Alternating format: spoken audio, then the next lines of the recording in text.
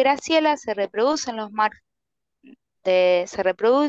márgenes del río Santiago, donde también han vivido sus padres, sus abuelas y sus antepasados. Estudió biología y la contaminación y mortandad de especies la llevó a ser parte de un salto desde su fundación. Bueno, ella nos va a contar un poco sobre esta experiencia.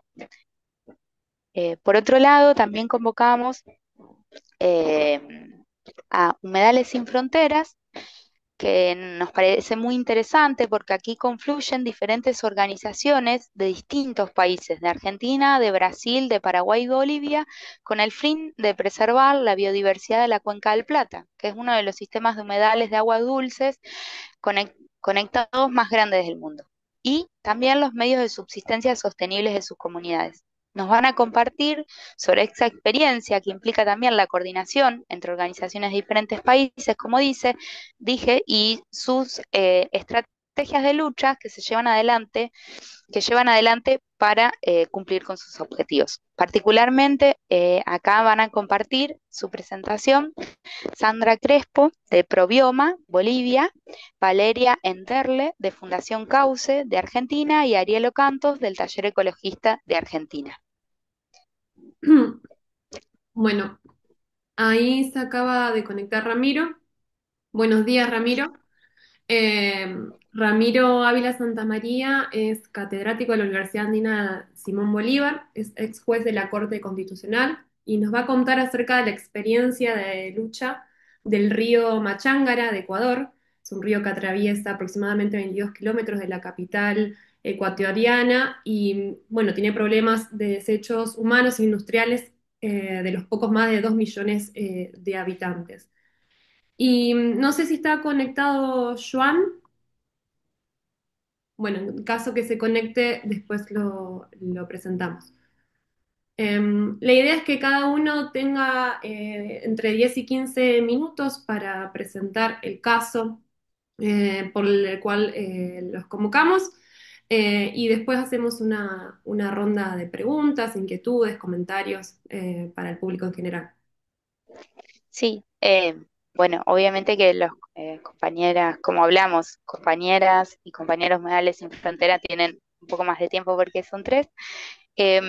Bueno, como nosotras le mandamos algunas preguntas también que eran orientadoras, que nos interesaban en relación a sobre la organización, cómo surge, cómo se organizan, quiénes forman parte de la misma, cómo llegaron a articular entre diferentes organizaciones, cuáles son sus objetivos, cómo toman las decisiones, y bueno, particularmente también por qué la defensa de los ríos, por qué llevan adelante esto y cómo participan en los conflictos, qué mecanismos y qué estrategias construyen y cuál es la relación que tienen con el Estado frente a estos conflictos, cuál es el rol que muchas veces tiene el Estado, qué mecanismos propone de participación ciudadana y qué opinión tienen sobre ellos. Eso es un poco en líneas generales lo que les habíamos sugerido como preguntas orientadoras, ¿no? Para, obviamente, disparadoras, digamos. Así que para compartirles al resto. Nuestra idea es que, bueno, hablamos ahí que Sara de Probioma se tiene que retirar antes, así que la idea sería empezar con Humedales Sin Fronteras, eh, con la exposición de ustedes, así que cuando quieran. Muchísimas gracias, muy buenos días. Primero, un resumen cortito de lo que es la coalición Humedales Sin Fronteras, que ya mencionaron ustedes. Es una coalición de ONGs, de organizaciones de la Cuenca del Plata, de Brasil, Argentina, Paraguay y Bolivia. Nos conformamos somos nuevitos el año pasado. No, este año nos conformamos como coalición, pero ya venimos trabajando hace 8 años inicialmente dentro de un programa, de un proyecto, y luego decidimos seguir nuestro camino más allá del programa por los objetivos e intereses comunes que tenemos de protección, conservación de la cuenca y las estrategias, focos de trabajo comunes que tenemos, que una de ellas es precisamente ríos libres, ¿no? Que es el eje temático en el que trabajamos. Otro es el de agroecología y el otro es de corredores bioculturales, ¿no? En términos generales, eso es la forma en que venimos trabajando.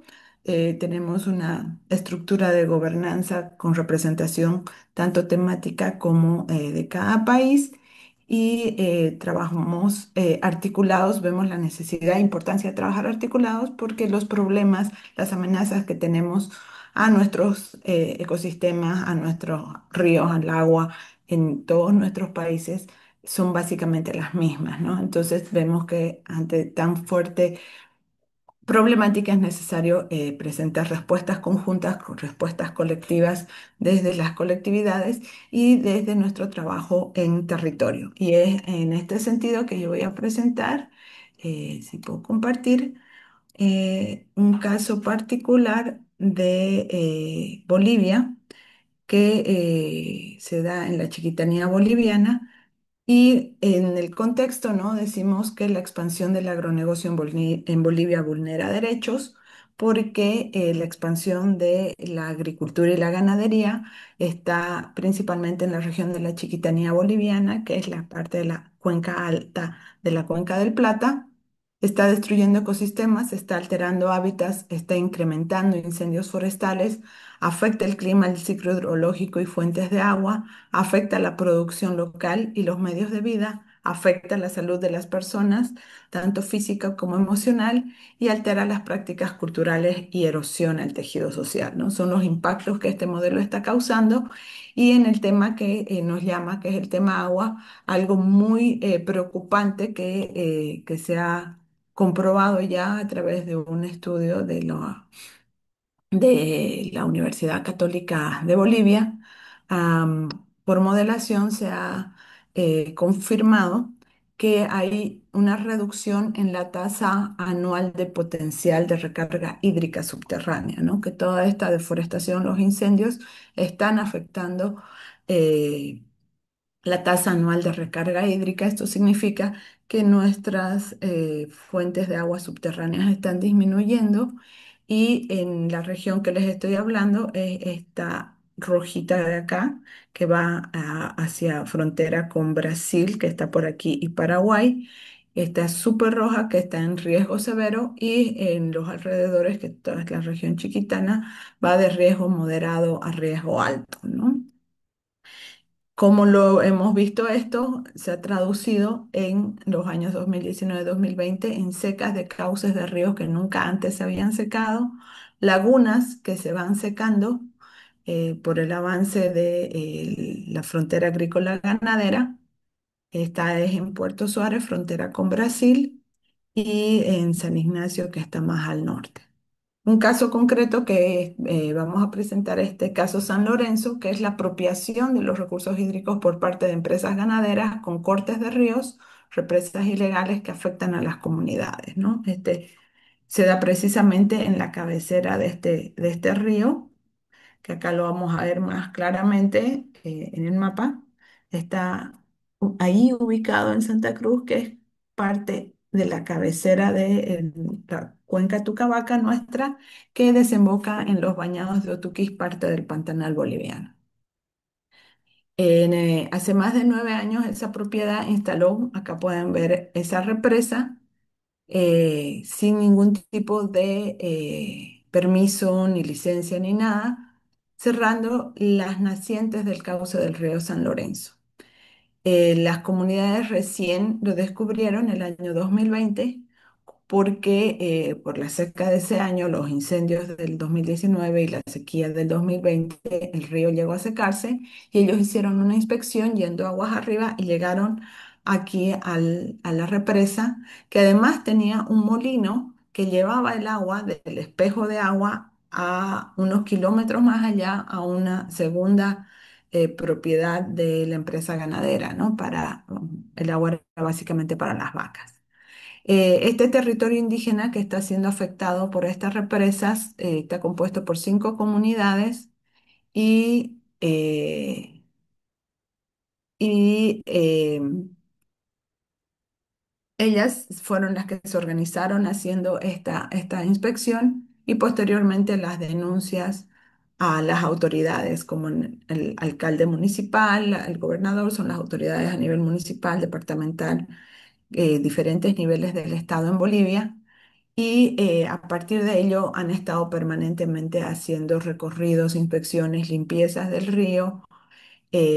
Ahí vemos cómo cuando se secó el río, la afectación que tuvieron, ellos se abastecían para consumir el agua del río, tuvieron que depender de cisternas que llegaban del municipio y desde el 2020 hasta el 2024 no hubo mayor respuesta. Todos los años en el tiempo de seca se secaba el río y tenían que depender de estas cisternas y finalmente el año 2024 el cacique, que es la autoridad máxima de una comunidad, interpone una demanda frente al Tribunal Agroambiental en Bolivia para la remoción de 2 presas que están instaladas en una propiedad privada, que es la propiedad San Lorenzo, y otra presa que estaba en la propiedad fiscal. El año pasado, en diciembre del año pasado, el fiscal dicta una sentencia, una orden cautelar. Ay, los términos legales a veces se me van, pero bueno, una cautelar en la que dictamina la remoción de la presa que se encontraba en tierras fiscales. Esas son las imágenes en las que vemos cómo tanto la maquinaria del municipio como la gente con sus palos picotas van abriendo, porque era como un camino que le pusieron al cauce del río de más de 10 metros de ancho por 5, de largo por 5 de ancho, entonces era bastante grande y difícil de remover y fue la primera que se removió. Las otras 2 que están en propiedad privada, al estar en propiedad privada, los abogados de la empresa, que el dueño de esta propiedad es de origen argentino, un señor Maggi, con nacionalizado también boliviano que han hecho todo para ir alargando y alargando y alargando el proceso. Primero no dejaban que se entre a la propiedad, que se hagan las inspecciones, hicieron todo un proceso de chicanería, como le dicen, para alargar y cansar, ¿no?, a las comunidades, pero finalmente se logró hacer la inspección, peritaje, todo lo que correspondía y se tiene una cita para este 27. Se ha dictado un cuarto intermedio hasta el 27 de noviembre. En la última audiencia se dictó un cuarto intermedio hasta el 27 de noviembre para dictar sentencia. Entonces, estamos a la expectativa en este proceso de demanda de la liberación del río para que las comunidades tengan el río del cual dependen principalmente en el tiempo de sequía, es cuando obviamente tienen más problemas. Y bueno, ahí tenemos a todos con, con, con la pancarta que mueve a las comunidades, que es Ríos Libres, Ríos Vivos. Muchísimas gracias y esa sería nuestra presentación. Muchísimas gracias, Sara, por lo que nos compartiste y por el, por el tiempo también tan adecuado. No sé, Ariel, Vale, ¿quién va a continuar desde Humedales? Sigo yo. Bárbaro. Ahí voy con la presentación. A ver si.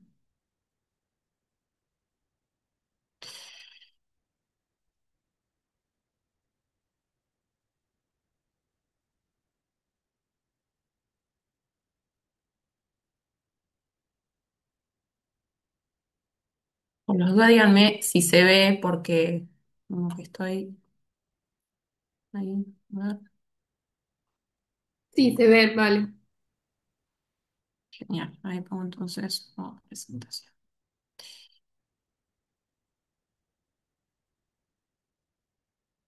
Bueno. No, esta no es. Perdón. Acá, presentar pantalla completa, si se ve entero. Bueno, primero que nada, muchas gracias por la invitación.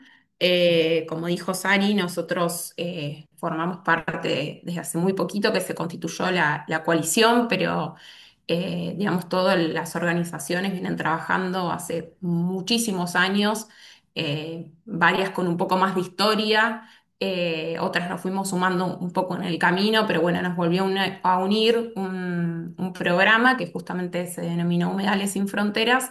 Y ahí es que, bueno, terminado el programa se constituyó la coalición. Como dijo Sari también, nosotros trabajamos durante más de 6 años en este programa con el concepto de ríos vivos, ríos libres. Y bueno, obviamente cada uno en su espacio, en su territorio ha empezado a trabajar puntualmente con sus comunidades, digamos, en mucho más enfocado, digamos, en cuestiones más territoriales, al margen de que obviamente siempre hemos trabajado también en cuestiones que tienen que ver más con el contexto regional, como va a contar Ariel en un ratito. Entonces, es como que siempre hemos tenido un poco trabajo bien local y también regional, de incidencia y acción con comunidades.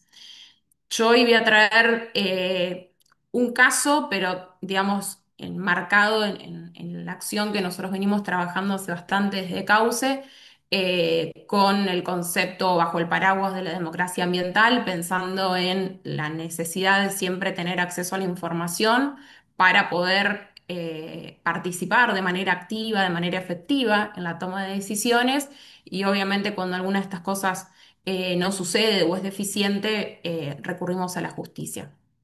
Como les decía, hace bastante venimos trabajando el tema de cursos de agua menores en Entre Ríos. Tenemos un trabajo muy fuerte de muchos años en la ciudad de Paraná, porque nuestra ciudad está abarcada principalmente por cuencas en la ciudad, pero también, digamos, tenemos aportes de cauces menores que aportan claramente agua al río Paraná y que bueno, entonces trabajamos un poco en esos dos contextos, no solamente lo urbano, que nos toca muy de cerca, sino también en zonas cercanas a la ciudad de Paraná y obviamente que terminan de un modo u otro en el río Paraná.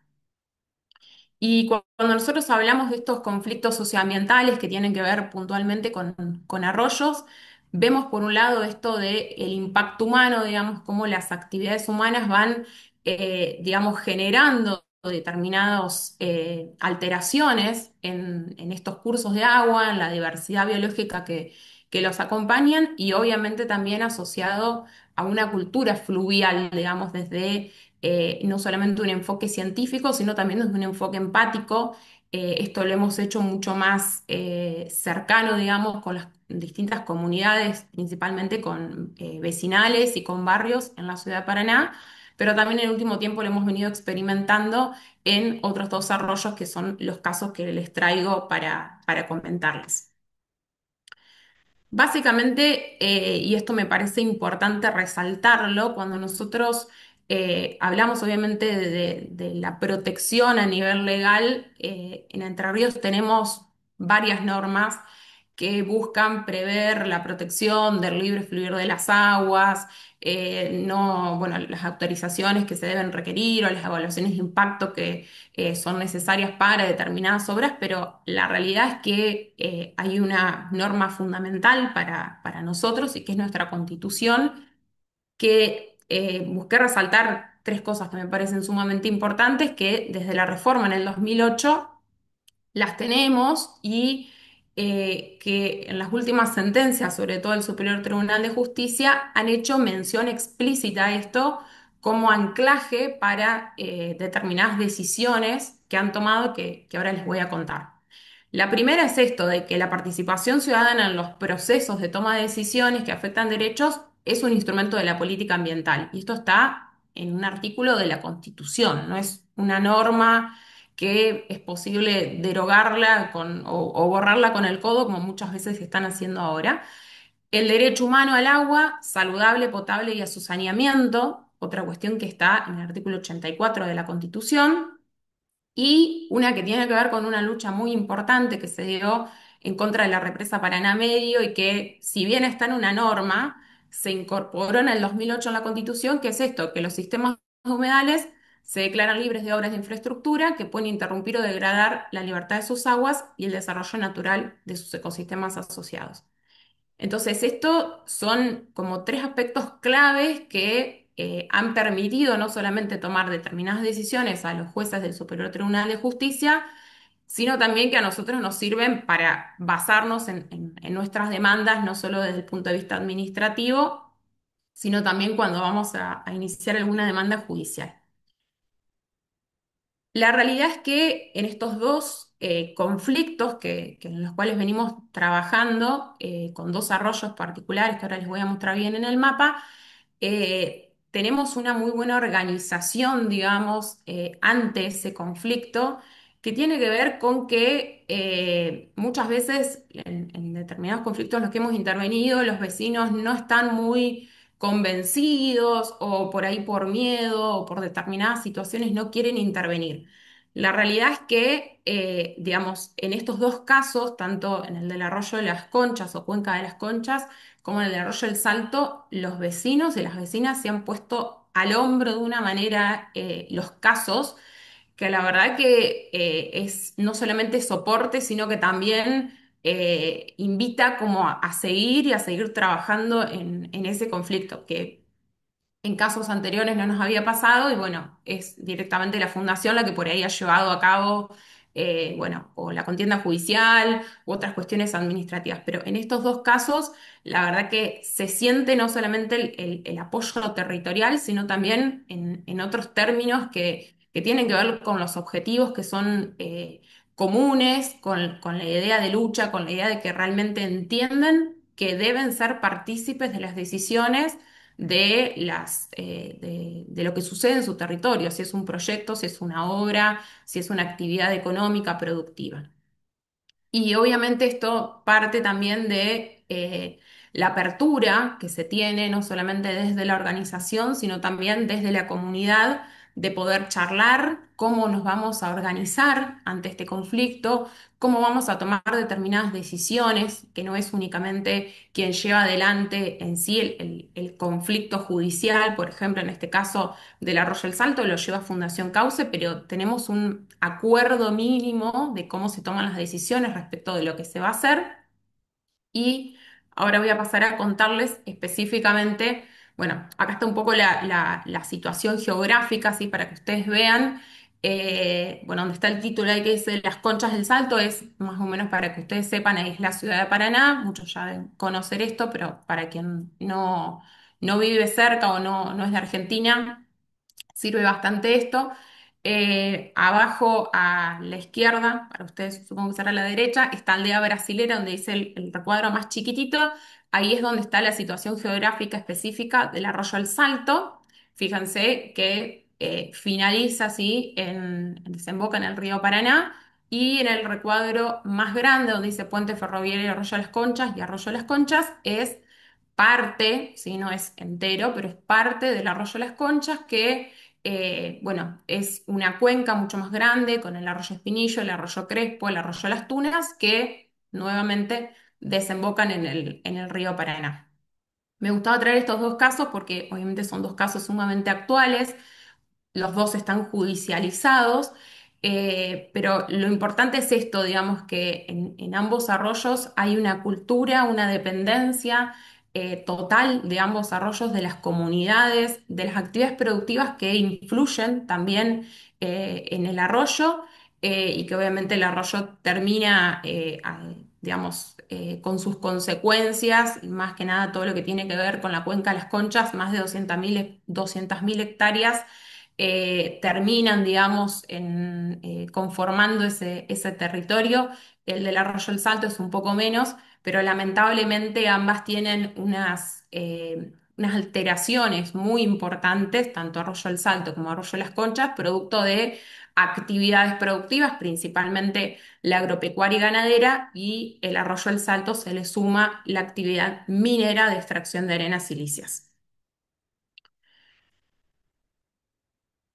Bueno, como les decía, los ejemplos de organización, la verdad que han sido muy exitosos en este sentido. A la izquierda está una constatación judicial que hicimos justamente para, digamos, que el juez específicamente vea una interrupción del libre fluir del arroyo. Me llamaba mucho la atención, digo, increíble cómo las mismas cosas suceden en distintos territorios. Lo que contaba Sara recién, sucedió exactamente lo mismo acá en el Arroyo del Salto. La empresa Cristamine, que se dedica a extracción de arena silicia, para pasar de una parcela a otra, como el arroyo le molestaba, evidentemente, decidió construir un terraplén, bloqueó el libre fluir del arroyo y directamente pasaba de una parcela de su propiedad a la otra. Como obviamente son territorios que no son visibles a cualquier ojo ciudadano, porque esto no se veía desde ningún paso vecinal, había que adentrarse pasando por monte, obviamente es una zona de muchas barrancas, no se veía, no se advertía esto. Y el arroyo El Salto muchas veces no tiene el mismo caudal tan potentoso que tiene, sobre todo cuando hay lluvias bueno, no se alcanzaba específicamente a saber qué es lo que estaba ocurriendo, hasta que un par de vecinos tomaron la decisión de recorrer el arroyo y ahí se encontraron con el terraplén.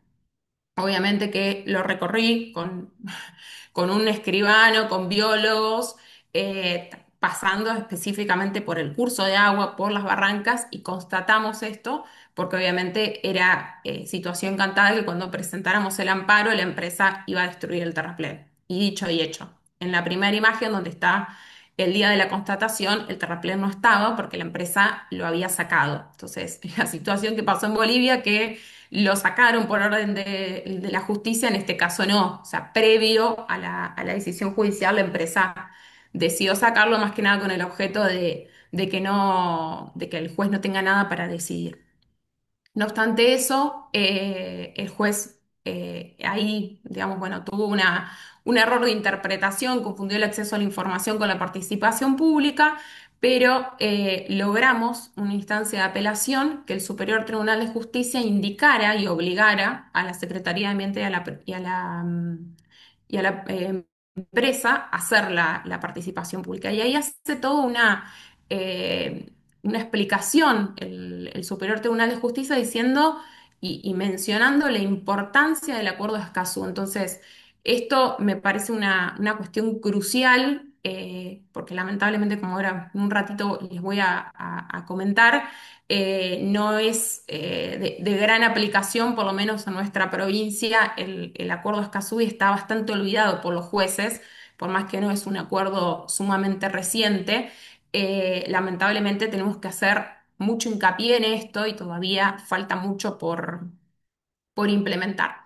Los otros dos imágenes tienen que ver con una red que se formó, que se llama Red Cuenca Las Conchas, en las cuales estamos muchas organizaciones, muchos vecinos, vecinas.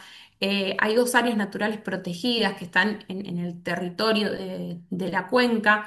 Una es una reserva natural privada y otra es una gran reserva que hay a partir de una donación que se hizo de una persona muy, muy importante de la ciudad de Paraná relacionado con la educación. Entonces es un parque muy importante y a raíz de eso y de una investigación que hizo un biólogo con su equipo, digamos, de investigación, que es Rafael Lachmanovich, se pudo determinar que en los sedimentos del arroyo de las Conchas es el más contaminado de Sudamérica. Tiene más de 5.000 microgramos de glifosato. Entonces, obviamente que estos, digamos, datos son alarmantes, obviamente que hay situaciones en las cuales claramente el Estado está totalmente ausente.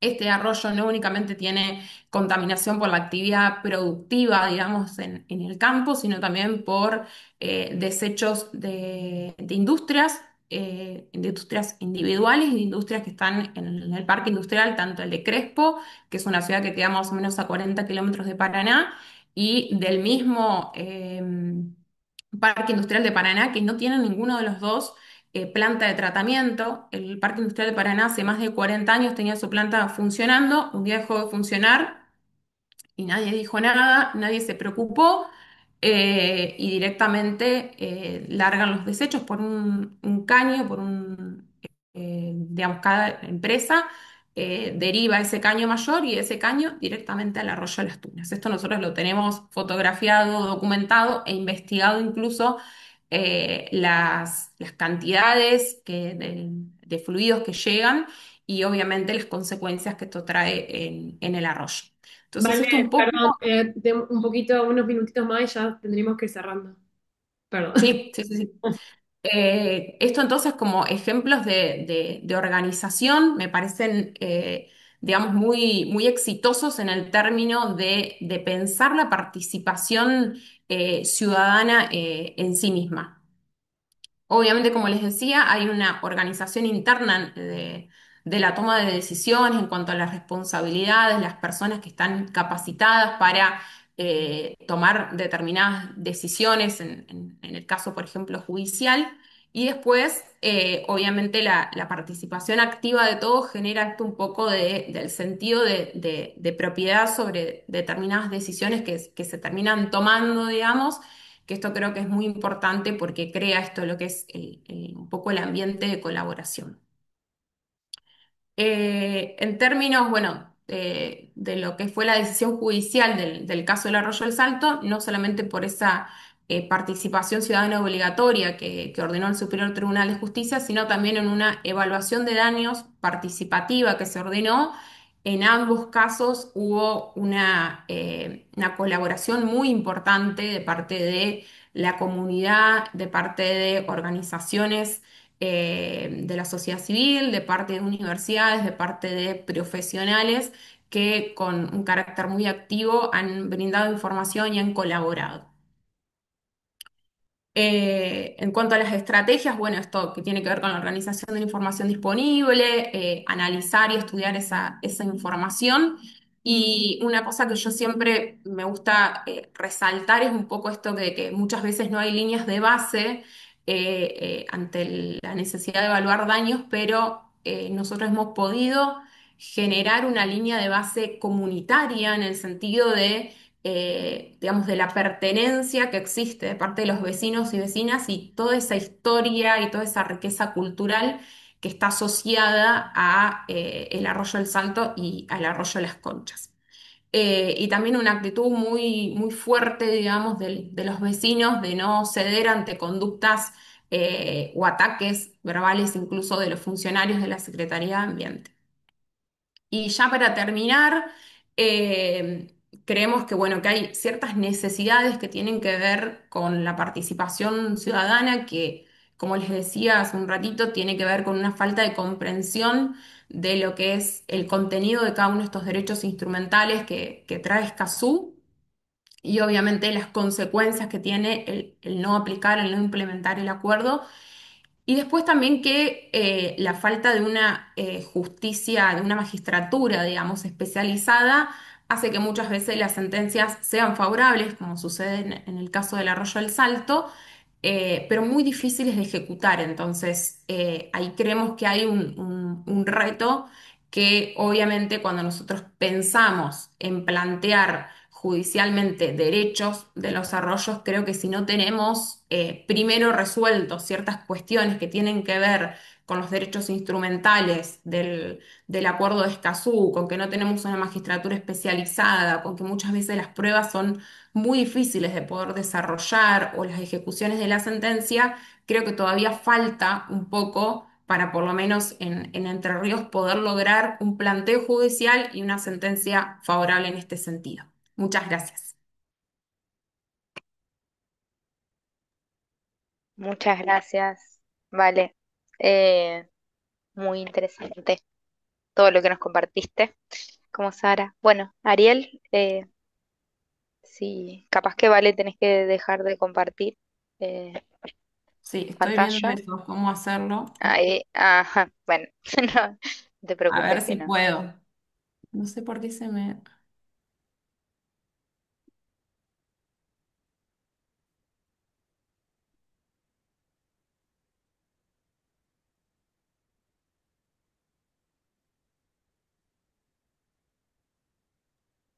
Ahí Ah, está. bueno, Bueno, hola Ariel, Ariel, tiene también entre 10 y 15 minutos para exponer.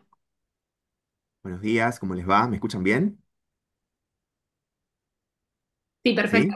sí, muy Bueno, bien. y ahora voy a tratar de poner pantalla completa. Vamos a ver si se ve en pantalla completa ahí. Está Perfecto. perfecto. Buenísimo. Bueno, buenos días. En primer lugar, quiero agradecerles a las integrantes del proyecto Meulen, a Speak for Nature, por la convocatoria a la coalición Humedales Sin Fronteras, que como contaron mis compañeras, estamos ahí estrenando, digamos, nuestra identidad, porque si bien antes, ya hace varios años que venimos trabajando en conjunto a partir de un proyecto, este año, como contaba Sara, decidimos caminar juntos, pero desde otra perspectiva y desde otro lugar institucional, digamos, que es conformando esta coalición. Yo voy a comentarles hoy, bueno, mi nombre es Ariel Ocantos, vengo de Taller Ecologista, que es una organización socioambiental de Rosario, en la provincia de Santa Fe, el centro de Argentina, para los que están y las que están en otros lugares. Es una organización que este año está cumpliendo 40 años de vida, digamos, así que estamos celebrando esta trayectoria. Y voy a traer ahora un caso que es también un caso que nos nuclea a las organizaciones que conformamos la coalición Humedales Sin Fronteras y que tiene un poco de la perspectiva que las compañeras comentaron con sus casos en sus territorios, ¿no? Que es el tema de lo que denominamos la hidrovía Paraguay-Paraná y las resistencias sociales y los conflictos en torno a los impactos que este proyecto ha generado desde que se implementó. Bueno, brevemente, ¿qué es la hidrovía? Es un proyecto de infraestructura regional que se empieza a conformar a fines de los 80, principios de los 90, que lo que indicaba era la realización de tareas de infraestructura fluvial, dragado, balizamiento, ¿no? Remoción de, de sedimentos para permitir la navegación los 365 días del año, las 24 horas, ¿no? Este proyecto tuvo desde sus orígenes muchas resistencias, como comentaba, muchas resistencias sociales, muchas críticas por parte de movimientos de comunidades indígenas, de comunidades campesinas y organizaciones socioambientales, porque, digamos, lo que hacía eran que no relevaba correctamente, entre otros temas, los impactos que podía tener en los ecosistemas y en las comunidades que vivían y en estos territorios fluviales, ¿no? Entonces, es así que se conformó, bueno, este proyecto, obviamente vinculado hoy en día y en su momento también a lo que denominamos la República Tóxica de la Soja, ¿no? Esta idea de fomentar la exportación de, de materias primas, de commodities, como se le denominan, hacia los centros de la producción mundial, entre ellos la soja, y por eso la conectividad a través de los ríos, en este caso de los ríos Paraguay y Paraná, era fundamental, ¿no? Para, para garantizar ese tipo de exportación de monocultivo. Es así que les decía que se conformó ya a fines de a mitad de los 90, perdón, una coalición de organizaciones, más de 200, de toda la cuenca del Plata, Argentina, Bolivia, Brasil, Paraguay y Uruguay, que se denominó la coalición Ríos Vivos, ¿no? Que tenía, tenía muchos ejes de trabajo, pero entre otros ejes tenía la lucha contra la hidrovía, ¿no? Es así que entre esas estrategias, situémonos mitad de los 90, ¿no? Donde Internet casi no existía, donde, donde la comunicación era mucho más compleja que hoy en día. Entonces, lo que hacían era reunirse en grandes plenarias para determinar, digamos, las acciones, determinar cuál iba a ser iban a ser los ejes de lucha. Tenían publicaciones, vamos a ver ahí en las imágenes algunas revistas que hacía la coalición. Y en torno al proyecto Hidrovía lo que han realizado fue convocar a expertos internacionales, ellos lo denominaban los expertos independientes, porque justamente no respondían a los intereses de los grandes organismos financieros internacionales que estaban atrás del proyecto. para justamente revisar todo lo que tenía que ver con la información ambiental disponible sobre el proyecto y tienen conclusiones muy contundentes, ¿no?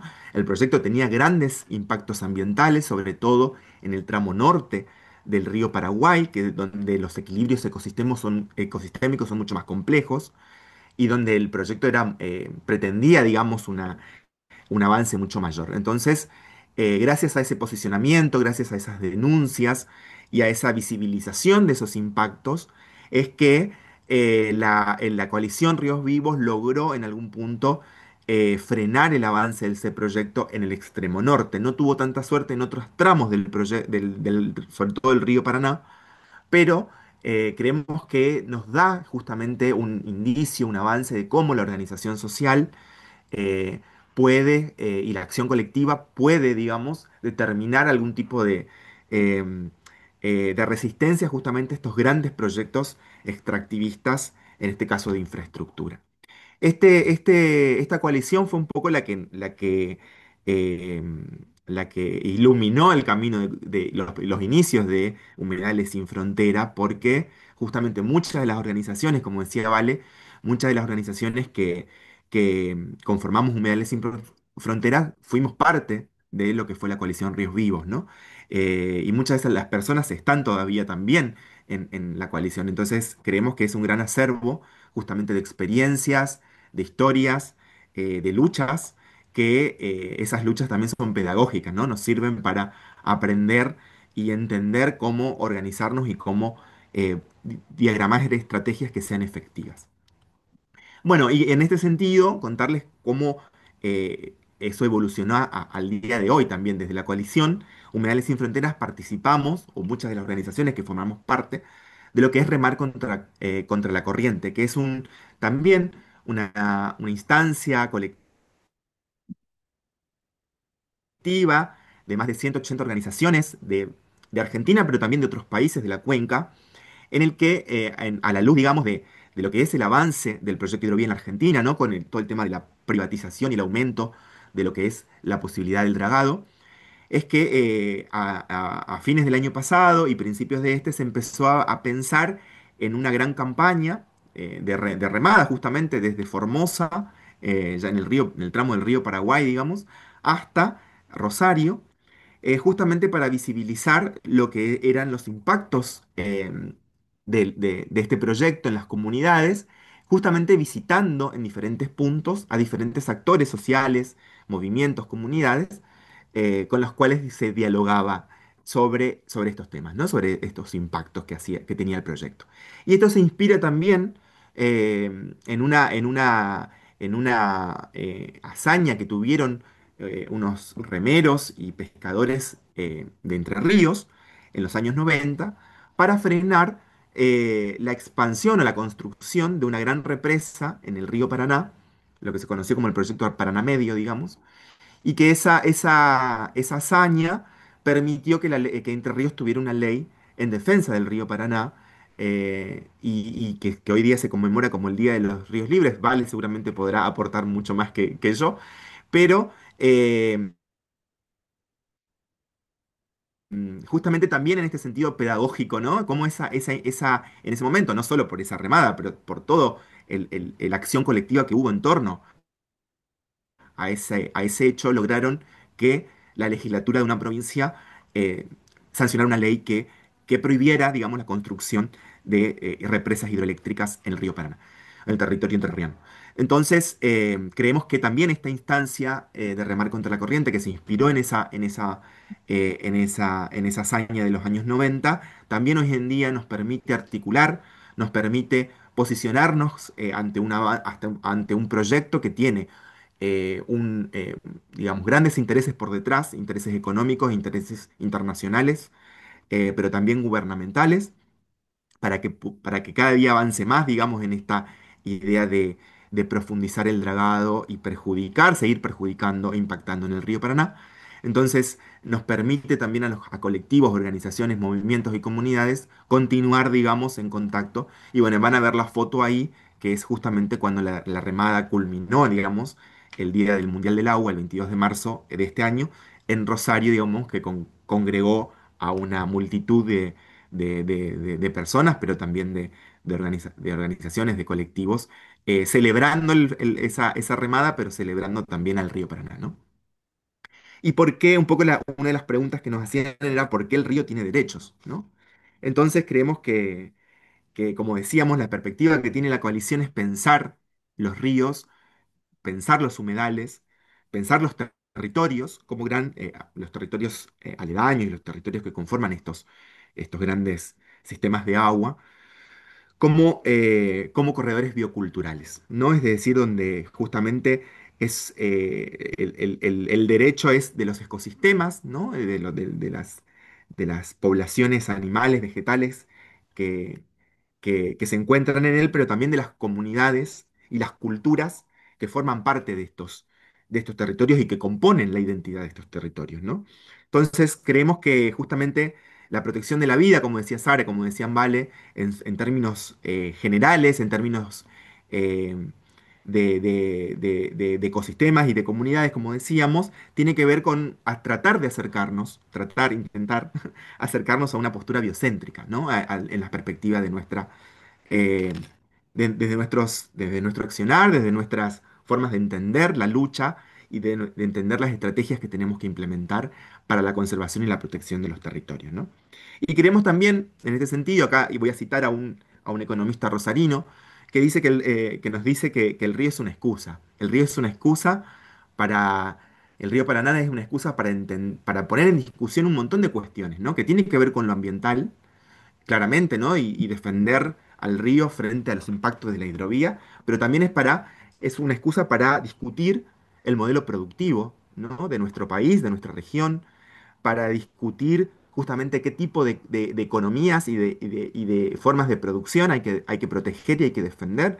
Nos contaba Sara que uno de los ejes de Humedales sin Frontera es el de agroecología, ¿no? Entonces entendemos que ese tipo de producción es una de las que intenta respetar, por un lado, las tradiciones y las culturas en torno a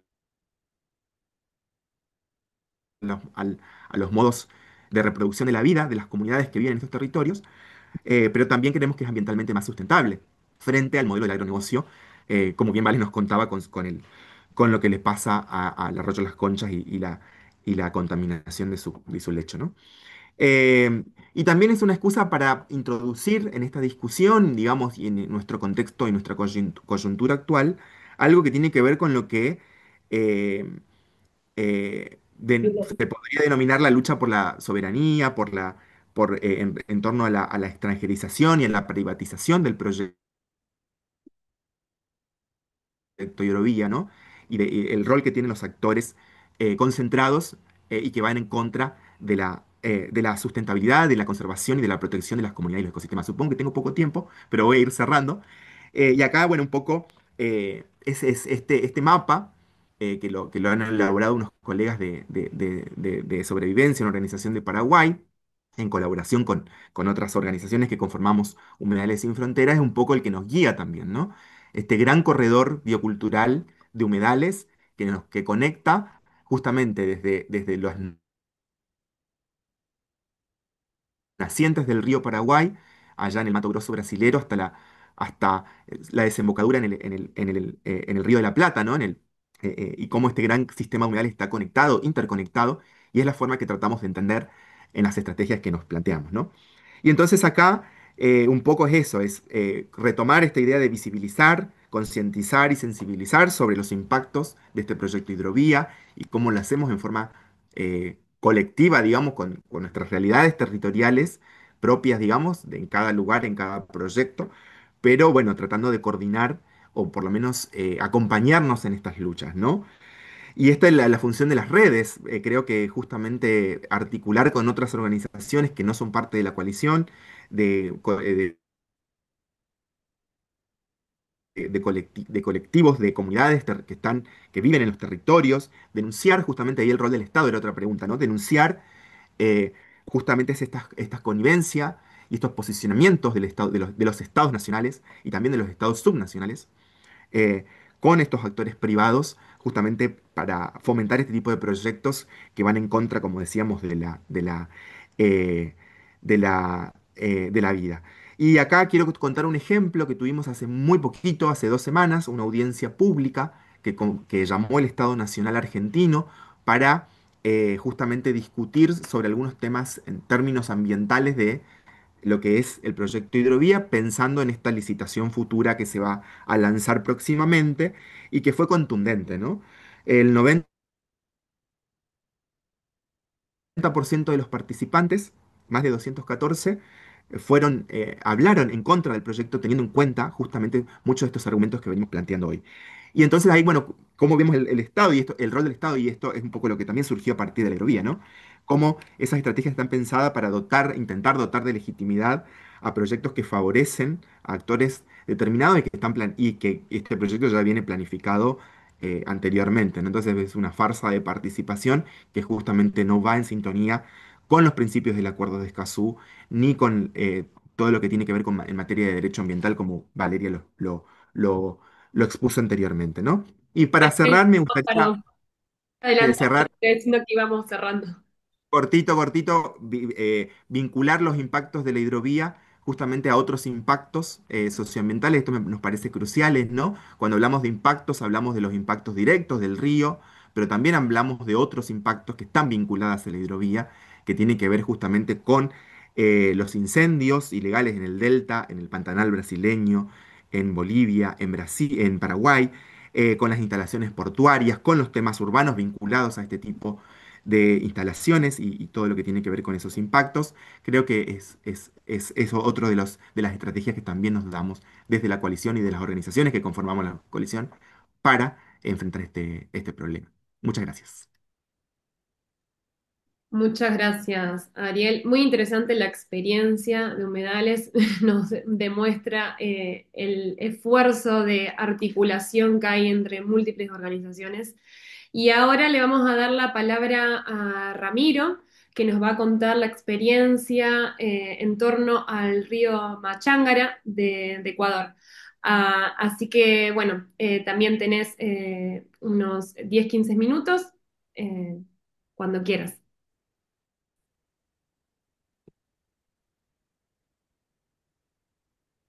Ramiro, todavía no, tendrías que activar el audio. Ahí Ahí, está. ahí, ahí, ya, ya, Sí, ya. buenos días. Gracias. Buenos días, quería comenzar agradeciendo, Marina, a ti y a todas las personas que están presentes. Un honor enorme para mí estar acá. Creo que no soy, bueno, ya estoy acá, pero creo que hay un montón de personas que tienen una vocería más interesante que la mía, pero de todas maneras agradezco con mucha humildad esta invitación. Yo quisiera hablar de tres cosas. La primera es el contexto jurídico ecuatoriano y ahí hablo sobre por qué los derechos de los ríos. El segundo es contarles del caso del río Machángara y el tercero, contarles cómo estamos con ese juicio y cómo están los mecanismos de participación en el gobierno local.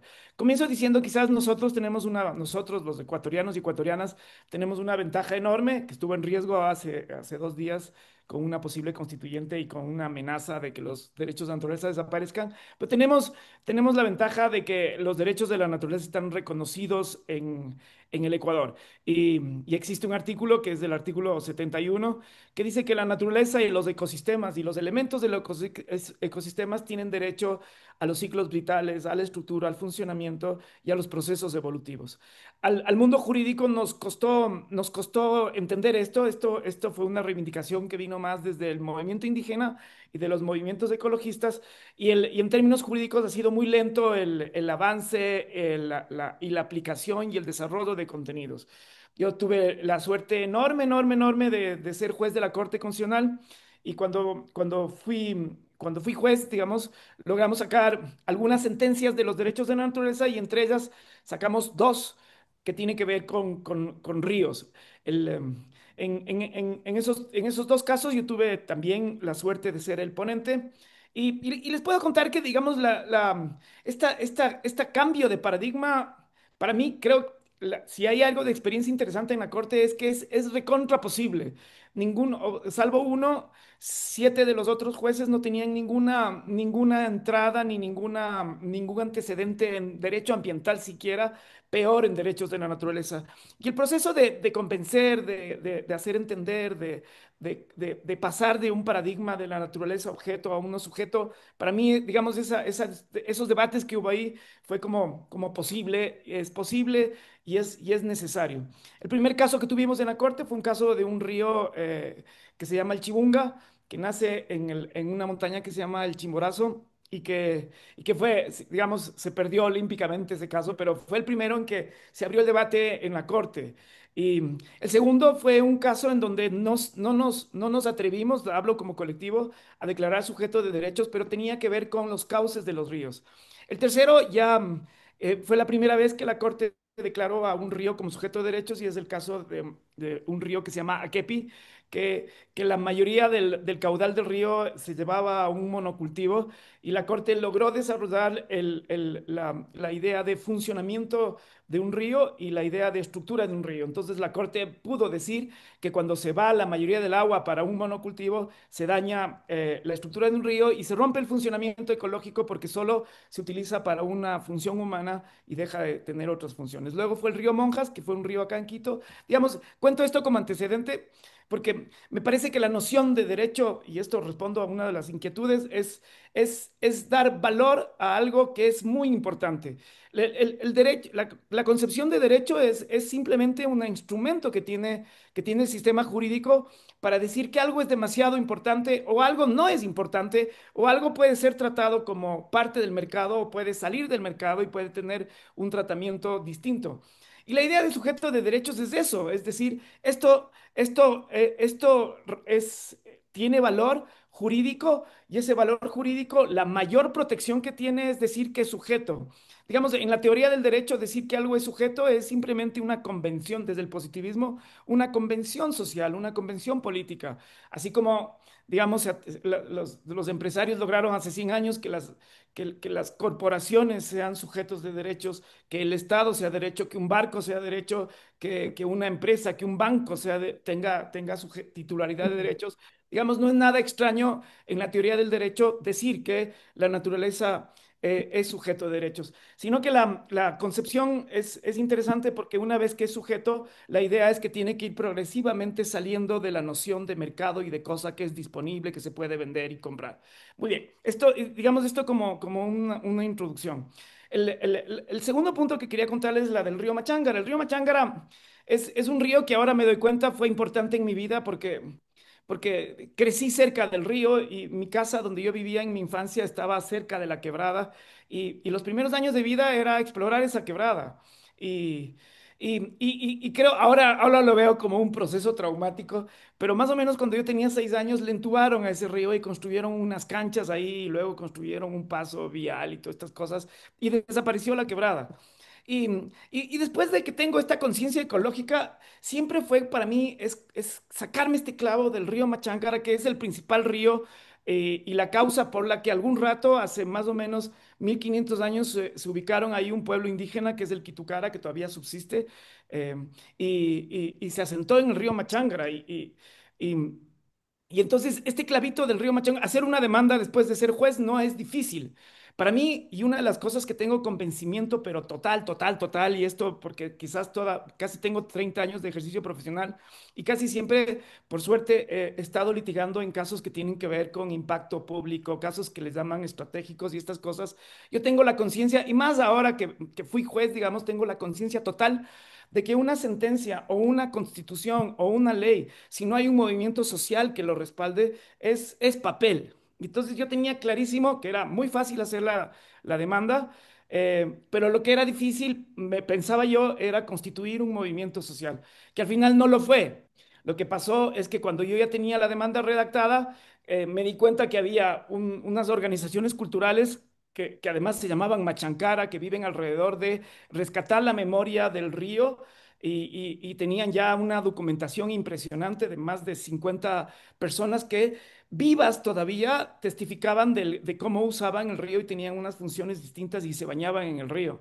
Y después había una cantidad enorme de investigaciones que se habían hecho en distintas universidades sobre el río Machangan. Entonces, al final, no fue difícil juntar al pueblo Quitucara, que todos los años rinde tributo y agradece al río, a pesar de que está sucio, a las organizaciones culturales y a la academia. Digamos, bueno, tardó más o menos un año y medio en juntarnos, en hacer talleres y estas cosas, y la construcción de la evidencia científica para el río y también de las reparaciones, porque el concepto de la lógica de reparar el río Machanga era qué es lo que está haciendo mal el municipio y qué es, con las circunstancias que tiene el municipio, podría hacer mejor.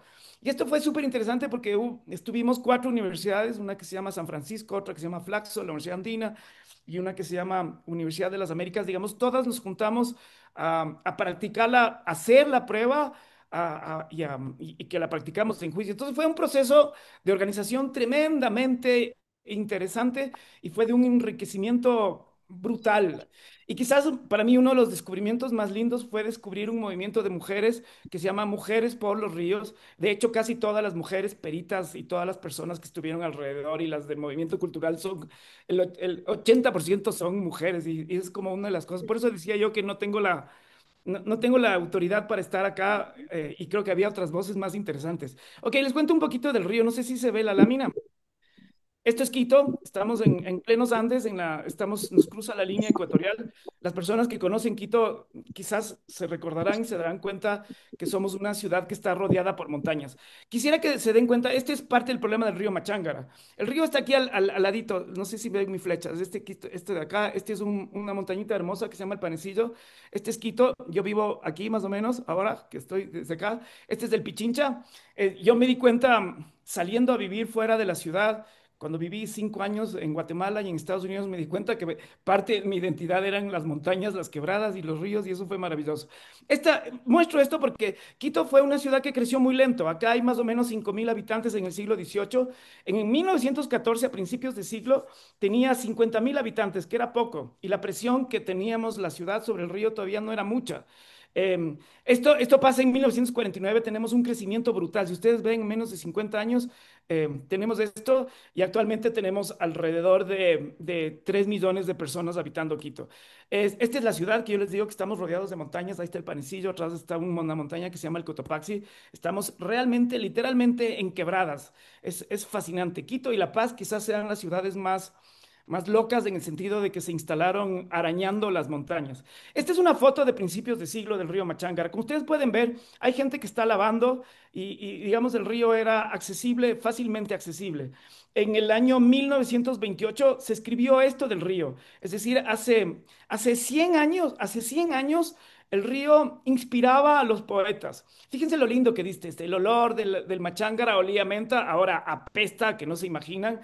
Dice que el machángara, es lindo esto porque que es sapiente, que la atraviesa, que es transparente y que es un tesoro. Esta poesía para nosotros ha sido casi como un himno y que de alguna manera nos muestra el ideal de reparación que queremos tener. Queremos que otra vez el machángara deje de apestar y que vuela a menta.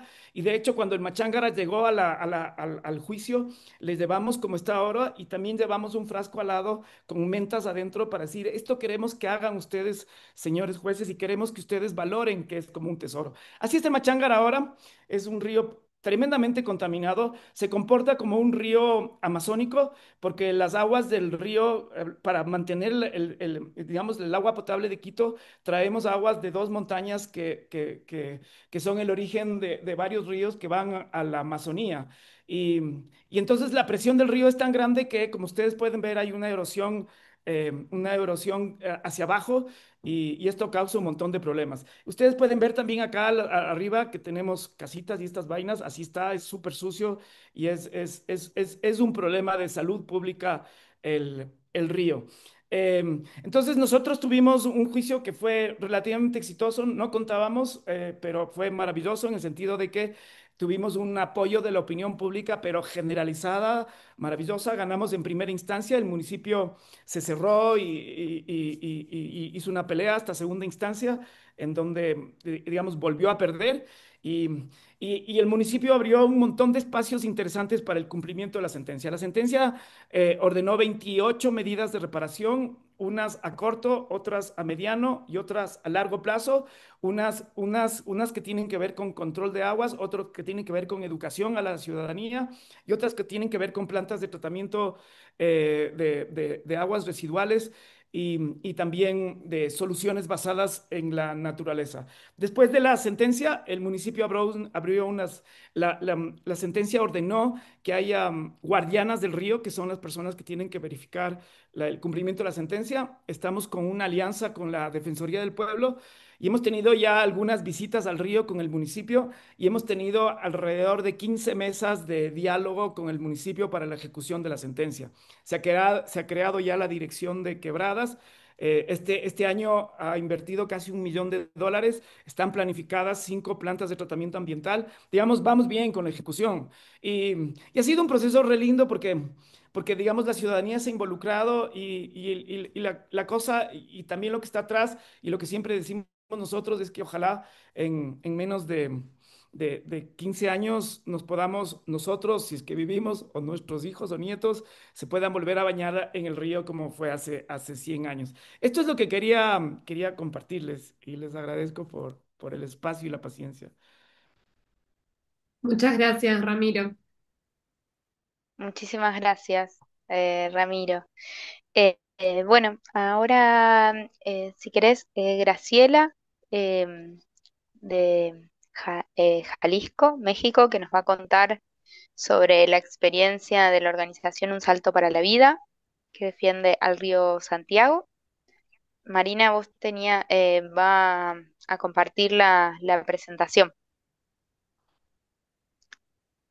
Muy buenos días. Desde el occidente de México les saludamos con cariño y agradecimiento a este esfuerzo de diálogo.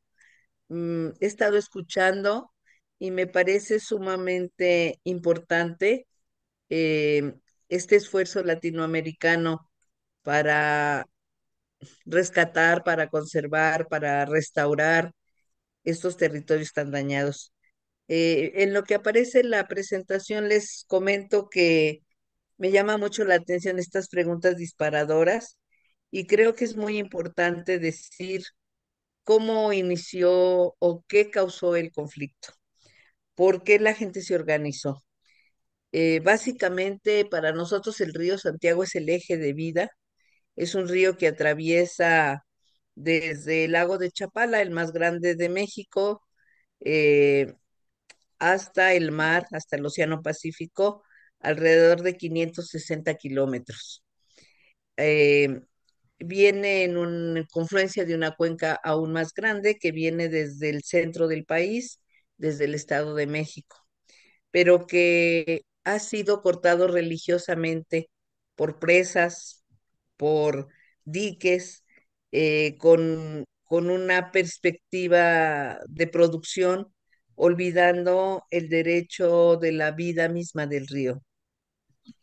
Surge el conflicto por la enfermedad y la muerte que nos aquejan de manera subyugante, de manera impuesta.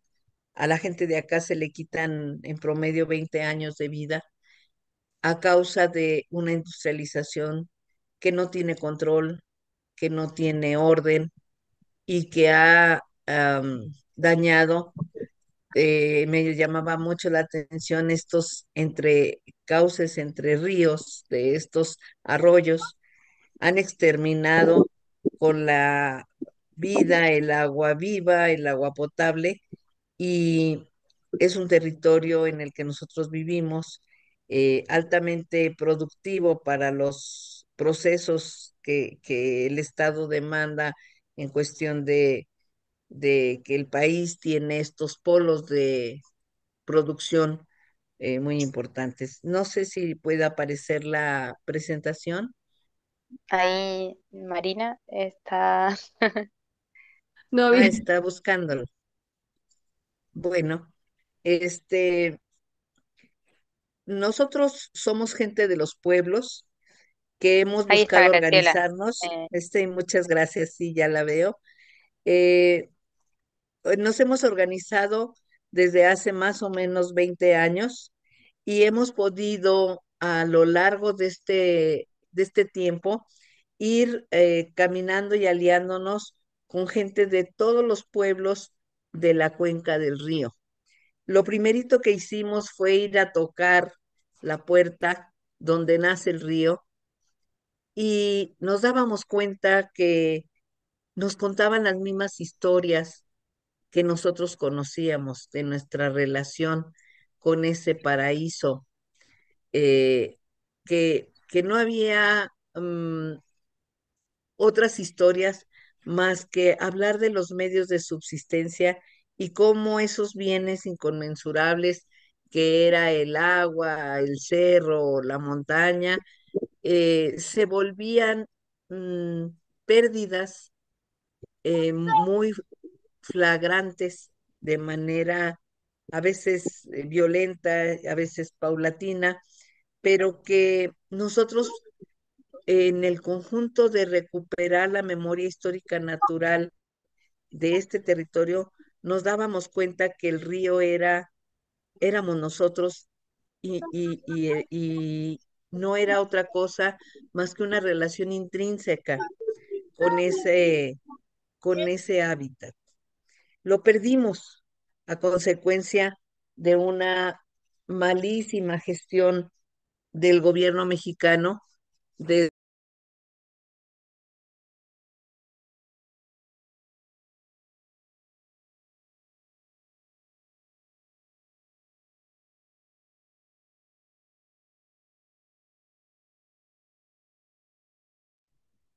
Graciela, por las dudas está silenciada. Sí, ahí está. allí. Bueno, Sí, por ahí eso es sí. que nosotros decíamos que nuestros paraísos se los comieron los industriales y nos convirtieron en infiernos ambientales. Nosotros no nos autodenominamos zonas de sacrificio, usamos el concepto para apuntalar que son ellos los que han convertido estos territorios en vías de un libre comercio. Entonces, el estar tan cerca de Estados Unidos y de Canadá, de alguna manera, que esta relación trilateral, pues nos ha puesto en mucha desventaja. Y ahora con el Plan México del gobierno federal, donde quieren vender de manera patriótica el que se requiere más industrialización, más energía, más autonomía. Si gustas ir pasando, por Eso te favor, iba a las... preguntar, ¿por dónde voy? Sí, dale, ok. Pues este es la República, pudieron ver que tenemos zonas de emergencia.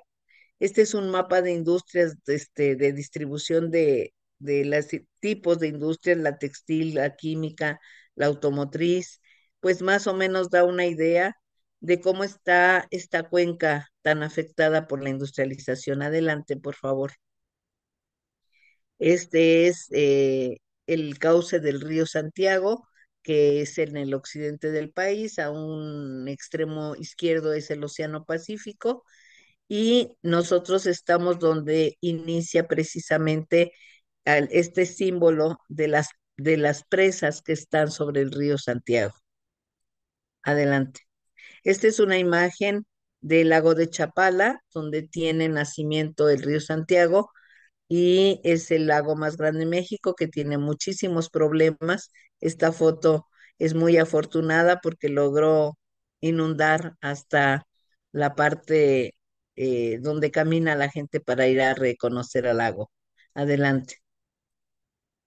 Esto es mi casa, su casa, hace 100 años. Y le llamábamos el Niágara mexicano. Y entonces es una región biocultural regida por el agua, regida por el río, por sus historias y por las múltiples interdependencias con las comunidades de insectos, de peces, de aves, y que hemos estado en un proceso de pérdida permanente. Adelante. Ahí está una foto de los años más recientes. Ahí ya había un puente y sin embargo, bueno, ustedes pueden imaginar el caudal y la alegría de que esta brisa que se ve bañaba los pueblos, amanecían regados, sin frío y sin calor. Adelante. Este es el inicio que marca el destino de estos territorios. Esta es la primera fábrica textil que se inaugura en 1906, donde trabajaron mis abuelos, algunos de ellos que vinieron de lejos, y estos pueblos han sido marcados por la migración. La oferta laboral, empezando por esta, fue traer gente de toda la República, incluso de todo el mundo, expertos textileros. Adelante. Hoy, esta es la imagen del territorio.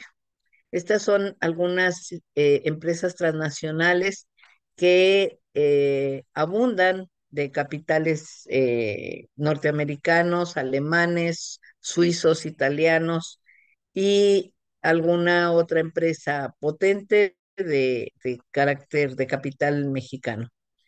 Entonces podrán ver que son marcas muy reconocidas. Adelante. Tenemos tantas empresas manufactureras de todo tipo. Ese es un grave problema porque no pueden regularse de manera compacta. No hay sectores, por ejemplo, automotrices o sectores electrónicos, sino que la industria se estableció como pudo. Adelante, como se les dio la oportunidad de terrenos baratos. Ahí está un número de empresas extranjeras instaladas dentro del río Santiago. Adelante. Estas son algunas marcas alemanas que estamos haciendo una investigación profunda con la ley de cadena de suministros que se está trabajando en el Parlamento Europeo y estamos en un proyecto piloto de la debida diligencia con algunas de estas empresas que están participando para ser revisadas laboralmente en este momento. Adelante. Bueno, esa es más o menos una idea de cómo está distribuida los tipos de producción de empresas en el corredor. Adelante. Esto es la imagen de un humedal. Esta ahora tenemos recién lo que va del año, repensándonos en cómo nombrar inclusive. Es parte del proceso organizativo. Las caminatas que hacemos en nuestro territorio nos van permitiendo reorientar nuestras discusiones en asamblea respecto de cómo queremos dejar de usar mucho el lenguaje que utiliza el Estado, porque hemos visto cómo nos lo roban y luego lo tenemos que reinventar y luego ellos lo ponen en los papeles como si fuese un asunto mm, perversamente de una relación de diálogo, de ciudadanía, de participación, y vamos viendo cómo nos despojan no solo del territorio, sino del imaginario, nos despojan de las palabras. Entonces, este es el humedal del ahogado, que es el corazón, el riñón del río Santiago, unos kilómetros antes de llegar acá a su casa. Pueden ver en los cerros fincados de fábricas y de casas. Adelante. Esta es otra visión. Esta agua que ustedes ven es un agua revuelta. Las fábricas desechan allí. eh, Tenemos al lado izquierdo y no se ve la planta de tratamiento que en su momento fue la más grande de Latinoamérica. Ahorita está tratando 3.000 litros por segundo de agua doméstica que se revuelve con el agua industrial y es esta agua espumosa que va hacia el río Santiago a través de este arroyo. Entonces aquí hay un impacto muy fuerte, aunque hay también un interés muy importante de que esa agua, vamosle llamando, dicen los industriales, agua limpia, tratada, no se desperdicie, y acaban de hacer un tratado con el estado de Jalisco para que le den el agua tratada a los industriales. Ahora se llaman ambientalistas porque no van a usar agua subterránea, pero se les olvida que esa agua de ese cauce es agua del río. No es, y no sabemos con qué calidad la van a volver a regresar. Entonces, hay unos mecanismos ahora con toda la teoría de la economía circular que están siendo aprovechados para usos de aguas supuestamente en vías de aprovechamiento sustentable. Nosotros no estamos de acuerdo, creemos que el agua debe ser de los ríos, de los arroyos, y que si se limpian es para que mantener una salud ecosistémica, no para volver a reutilizar en procesos productivos. Adelante.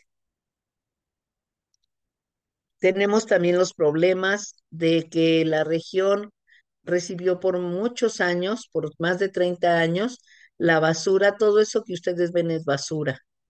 La basura de toda la área metropolitana de Guadalajara son casi 100 hectáreas. Ahí están las charcas de jugos de la basura y todas corren hacia el río Santiago. Este emblema fue uno de los motivos de hace 20 años de levantar la voz con mucho coraje, con mucha desesperación y con una idea de que podía cambiarse los procesos de gestión del territorio, la lucha contra el basurero Los Laureles. Aquí inicia y todas las organizaciones que en ese momento estaban en las poblaciones deciden unirse, tanto clubes deportivos, inclusive escuelas, partes de la iglesia y algunas organizaciones civiles con diferentes intereses y rubros, y eso permitió que la gente levantara la voz porque este basurero era como entre la nebulosa de todo el problema de todas las industrias establecidas y de toda la contaminación, esta era una empresa completamente identificable. Es decir, encontramos a un culpable con nombre y apellido, y este fue un emblema que nos permitió unificar a nuestra comunidad contra un proceso específico. Y de ahí fue derivando la reflexión, lo que ustedes dicen, cómo nos fuimos evaluando al paso de los años respecto de la lucha, respecto de nuestro mover. Formamos lo que le llaman la Asamblea de Pueblos en Resistencia, que nos permitió ampliarnos a toda la cuenca del río Santiago. Ya no dejamos de focalizar los problemas locales como únicos motivos de lucha. Aprendimos, como ustedes han mencionado en sus procesos, que la alianza y la articulación con la academia, con gente que fuera más consciente dentro de las universidades, con centros de investigación, con organizaciones no gubernamentales escogidas, por supuesto, que no tuvieran una agenda que nos pudiera venir a fragmentar. mm, Fuimos caminando hacia extendernos a entender el territorio como un ente más allá de las jurisdicciones impuestas por el Estado. Pudimos ver los afluentes, los cerros, toda la base y la cosmovisión de los pueblos indígenas que están sentados también sobre esta cuenca. Adelante. Disculpa, Graciela, Ahí está, unos minutitos más y si para podemos cerrar. ir cerrando para darle Sí, cómo lugar no, a la última cómo exposición. no. Esta es Discúlpame. una foto de la contaminación en la casa, en la cascada majestuosa que vieron antes. Adelante. Si gustas pasarlas, ahí está con qué juegan nuestros niños, con las espumas tóxicas. Adelante.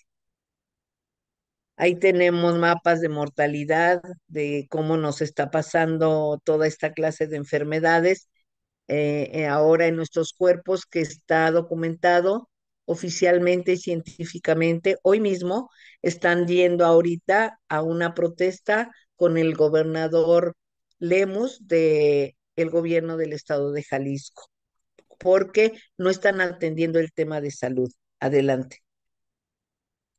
Estos son los metales, cómo se dispersan en los territorios, son algunas modelaciones de ciertos tipos de metales como están presentes.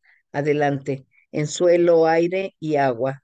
Y bueno, esto es algunos nombres de empresas que sí dicen sobre el reporte de transferencia de contaminantes de acuerdo al Tratado de Libre Comercio, pero son muy poquitos los que realmente reportan y las cantidades aún así son alarmantes. Adelante. Se ha podido demostrar que tenemos más de 1090 sustancias contaminantes, 500 toneladas diarias y que el 90% de las empresas no cumplen con la normatividad vigente. Adelante. Ahí están los riesgos sanitarios muy amplios que tenemos. Adelante. Y es importante decir que la organización ha tenido una relación de odio y de amor con el Estado. Desafortunadamente, culturalmente, muchas personas todavía piensan que el Estado tiene la función y creen que es el único para resolver los problemas. Sin embargo, la grave alteración y la falta de atención de los servicios de salud y de parar los modelos de extracción y de daño y de megaproyectos ha hecho que las personas reconsideren al Estado como el único medio o estar atenidos a que ellos van a arreglar. Hemos tenido que entrar en procesos de judicialización de casos y bueno, no ha sido lo mejor, pero tuvimos que apostar el dedo chiquito de la mano a estos procesos. Adelante. Y para cerrar, bueno, les comento que actualmente tenemos una comunicación casa por casa dentro de las poblaciones para volver a reconsiderar el haber frente al Estado. La presidenta Sheinbaum ha declarado entre sus 100 acciones que restauraría el río Santiago, pero al mismo tiempo tiene un plan energético y de productividad, de industrialización, y desafortunadamente es en esta misma zona donde se quiere restaurar. Nosotros en este momento estamos haciendo esa denuncia que no es posible tener dos discursos paralelos en una misma región.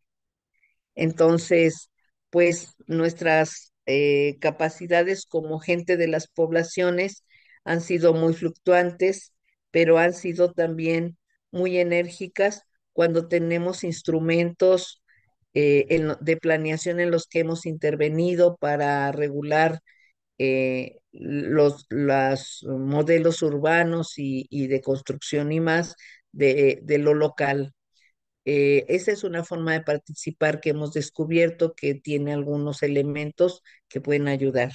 Y la otra es que hemos buscado de muchas maneras, a través del arte, a través de diferentes acciones, eh, reconstruir el imaginario, donde podamos brindar a nuestra niñez y a las futuras generaciones algunas respuestas de por qué se permitió una devastación y una destrucción de un territorio tan bello como es la región de la cuenca alta del río Santiago. Pues no sé si con esto ayuda a imaginar el trabajo organizativo de estas comunidades. Muchas gracias. Muchísimas gracias, Graciela. Enorme trabajo, el de Un Salto para la Vida, y enorme todo lo que nos has compartido, el trabajo de investigación y de organización que tienen. La verdad que es como eso, de identificación desde las empresas, la actividad y demás, muy, muy interesante. Muchísimas gracias. También les agradecemos a todas las presentaciones que fueron como abordando las preguntas que habíamos ahí realizado como disparadoras, considerando que nos vamos a quedar un poco cortas de tiempo para seguir, o sea, como que vamos a terminar con la presentación que sigue y posiblemente vemos si tenemos unos minutitos, pero a las 12 hay que finalizar. Sí, Así la que verdad bueno, que muchísimas sí. gracias. Todas las presentaciones fueron muy interesantes y no queríamos cortarlas. Y nos queda todavía Joan, ¿está bien pronunciado? Perdón si lo digo mal. Correcto, sí, Eh, sí. es de la Fundación Mostecola, es una organización gallega fundada en el 2018 para la defensa del medio ambiente, los derechos humanos y la democracia. Joan, creo todavía sos director, si no me equivoco. Nos va a compartir la experiencia organizativa que permitió que el río Tins en España se convierta en el primer río reconocido con derechos. Este es un río que ha sido profundamente afectado por procesos de contaminación y por un modelo de urbanismo que le ha dado la espalda a su comunidad. Así que, bueno, le damos el espacio y la palabra a Joan. Y si tenemos tiempo, hacemos una ronda de preguntas y si no, nos quedaremos con muchísimas ganas y nos encontraremos en otras oportunidades.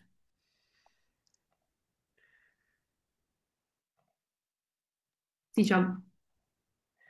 Bueno, pues muy buenas tardes. No sé si se me escucha. Tengo también una presentación aquí. ¿Sí? ¿Te escucha bien? Sí. Vale. Bueno, pues nada, antes de nada, muchísimas gracias por la invitación y disculpas por haber llegado tarde. Escuché algunas de las presentaciones que han sido espectaculares, y sobre todo la de Ramiro también tiene mucho paralelismo, aunque en nuestro caso es un reconocimiento mucho más modesto, incluso dentro del Estado español, comparando con procesos que seguro conocen, como el del reconocimiento del Mar Menor. Pero bueno, esto es una iniciativa que parte desde una comunidad local, de un municipio muy pequeño, y utilizando un poco las herramientas que estaban a la disposición del municipio para conseguir algo así. Así que nada, voy a dar un pequeño contexto. Galicia se ha dicho que es la tierra de los 1000 ríos. Efectivamente es una tierra donde llueve mucho, hay muchos cauces fluviales, más bien son casi 10.000. Aquí ven un mapa con la representación de todos esos cauces, y en el recuadro amarillo está la zona donde está la cuenca del río Tins, es esa que ven ahí.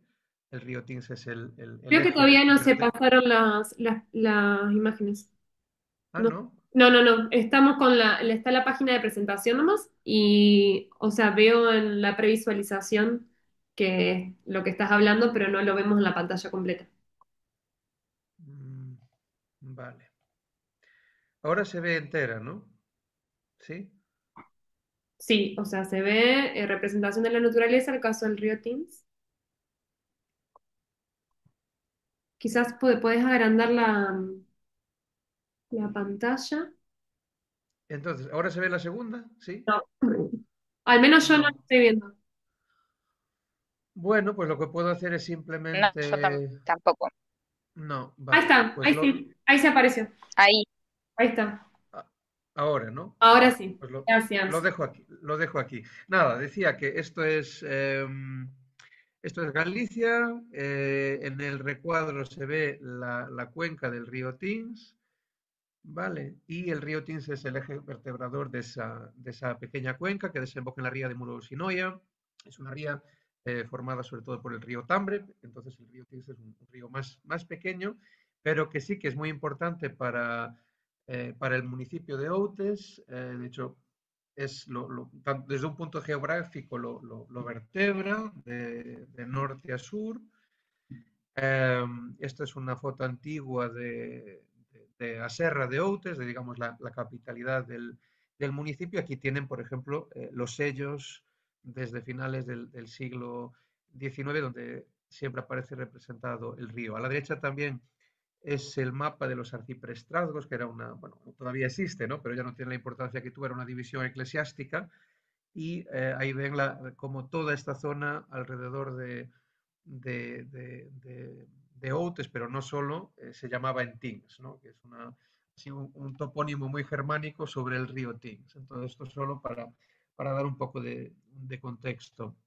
Como decía Marina, como muchísimos otros sitios, el urbanismo de a Serra de Outes, del núcleo urbano, pues desde los años 70, el núcleo, la villa se expandió creciendo pues de espaldas al río, pero también desarrollando y creando infraestructuras en zonas donde antes eran tierras de cultivos, zonas inundables. Entonces aquí, por ejemplo, la tormenta Kursk, ¿no? A finales de hace más o menos un año, se ve como pues, todo el colegio, los campos de fútbol, en fin, quedaron inundados como precisamente una de esas consecuencias, por un lado, del cambio climático, ¿no? En donde tenemos periodos de lluvias más concentradas en determinados periodos del año, pero también de ese crecimiento al margen o de espaldas en la naturaleza.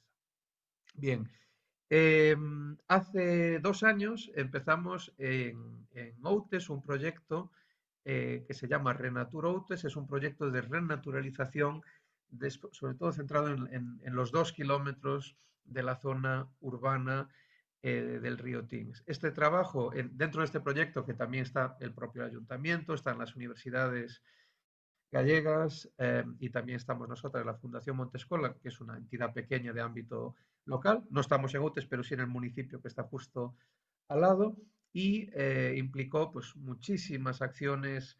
En estas fotografías se ven acciones de plantación, acciones de eliminación de especies exóticas invasoras. El tramo urbano era básicamente un museo al aire libre de especies invasoras. Aquí estamos tumbando una acacia, aquí estamos quitando otra descantia, distintas especies, eucaliptos, que a esta altura, después de casi 3 años, hemos finalmente quitado todas las invasoras arbóreas, recogiendo basura.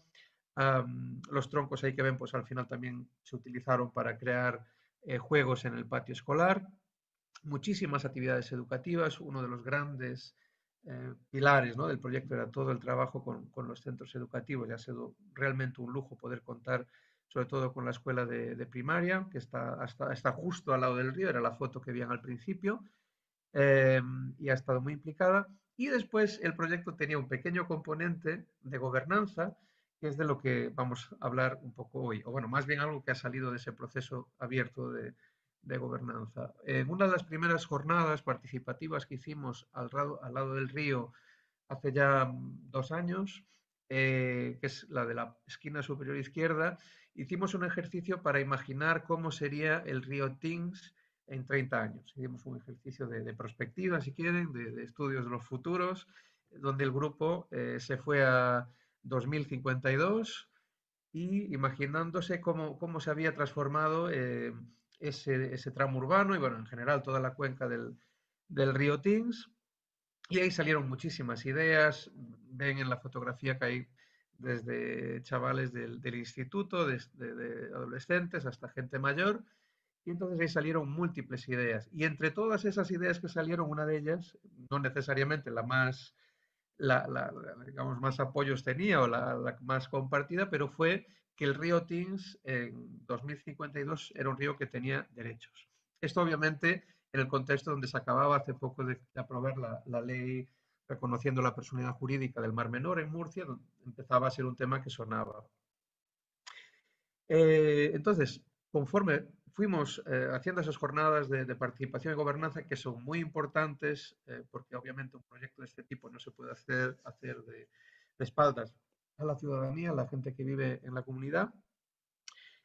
Una de las ideas que salió fue por qué vamos a esperar 30 años a que el río Tings tenga derechos, ¿no? Entonces, ¿por qué a raíz de analizar los problemas, los conflictos de uso, las distintas problemáticas que tenía el río, ¿por qué no canalizar ese proceso de reflexión en un documento que por un lado contenga una serie de derechos que protejan al río frente a esos problemas que se estaban detectando y por otro lado también una serie de compromisos que pudiesen, digamos, ayudar a que esos derechos se cumpliesen, ¿no? Entonces fue un poco como resultado de ese proceso de análisis que aquí ven una sesión que fue a finales de 2023 de trabajo sobre esa declaración de derechos. En diciembre de 2024 no, 2023 sí, elaboramos ese primer borrador consensuamos un borrador con 10 derechos y 14 compromisos, ¿vale? Nada que no se haya mencionado ya aquí: derecho a la vida, a estar limpio, a sus acuíferos, a la renaturalización, en fin. Y después, por otro lado, una serie de compromisos, empezando por el de reconocer y respetar los derechos, a actuar frente a la vulneración de esos derechos y, digamos, a la reparación frente a los daños que se habían causado. No voy a entrar muy a fondo porque la declaración está en la página web, la pueden mirar con más calma. Al final, la versión final fue adoptada en un foro del Río Teams en diciembre de 2023 y aprobada en el Pleno de la Corporación Municipal de Outes con unanimidad en febrero de 2024. Pongo aquí como curiosidad, aunque tal vez no tenga mucho significado, ¿no? A la distancia, la composición política del, del Pleno Municipal, que aprobó esa declaración por unanimidad, pero sí que es relevante porque unos meses después de que se aprobara esa declaración, hubo una moción de censura y cambió el color político del gobierno. Y esto sí que es relevante en el sentido de que, al haberse aprobado esta declaración por unanimidad, y como discutiremos, tratándose de una declaración que sí que tiene una significación política importante, a efectos de expresar la voluntad de Outes, de la ciudadanía, pero también de su institución, ¿no? del ayuntamiento, sí que significó pues, una continuidad, ¿no? a la hora de mantener los compromisos y las políticas asociadas a este proyecto y este proceso de renaturalización.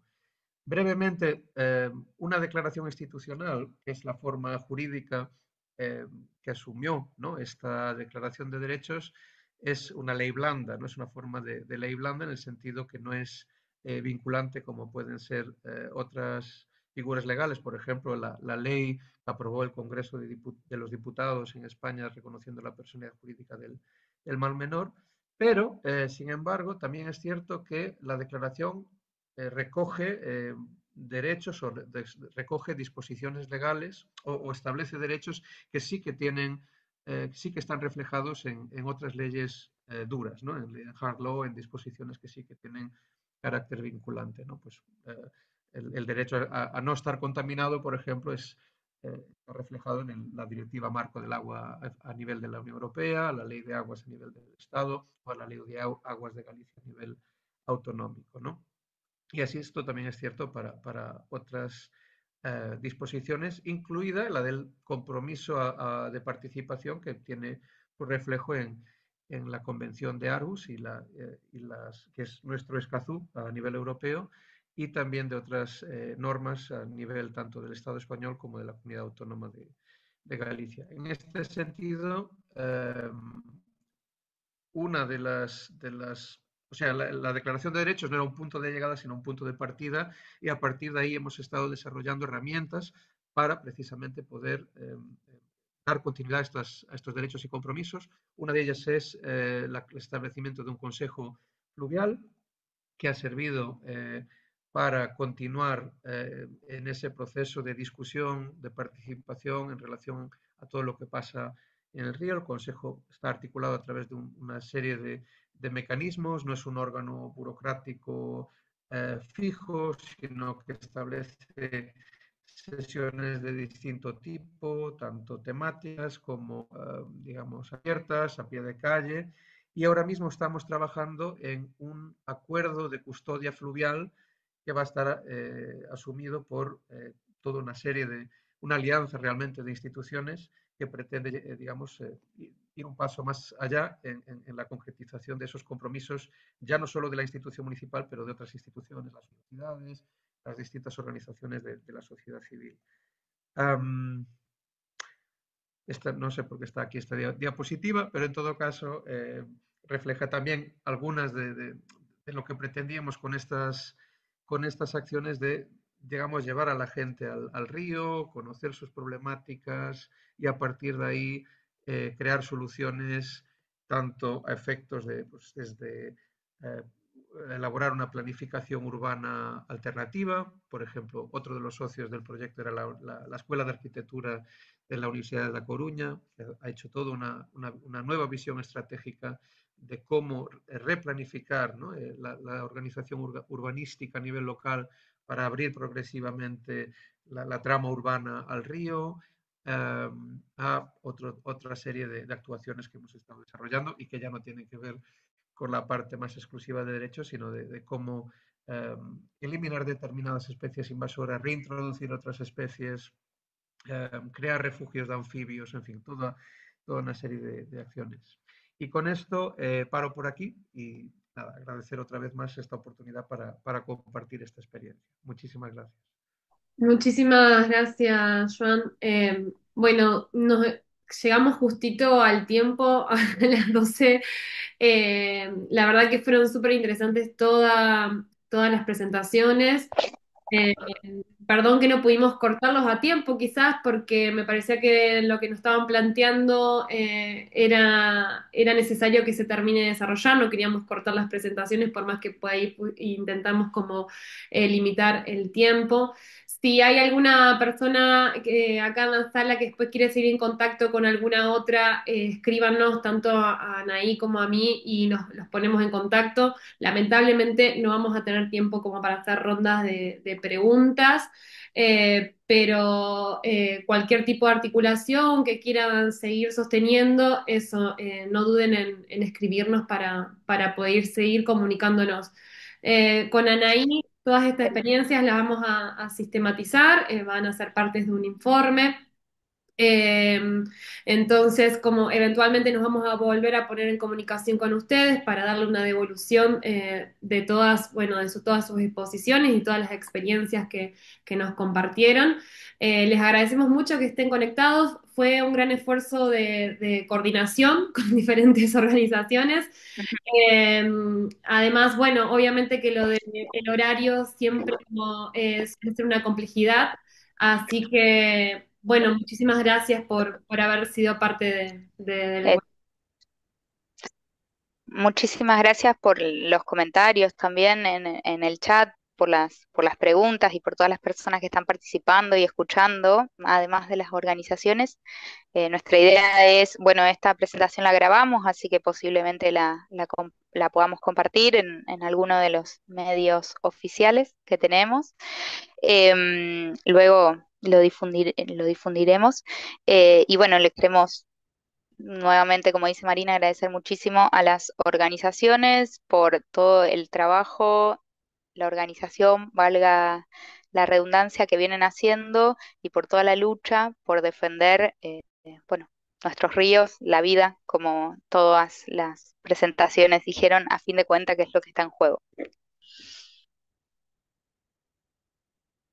Un Muchas abrazo muy gracias grande. y nos vemos. Muchas Hasta luego, gracias. gracias. Adiós. Gracias y Gracias. enhorabuena por todo el trabajo. Gracias.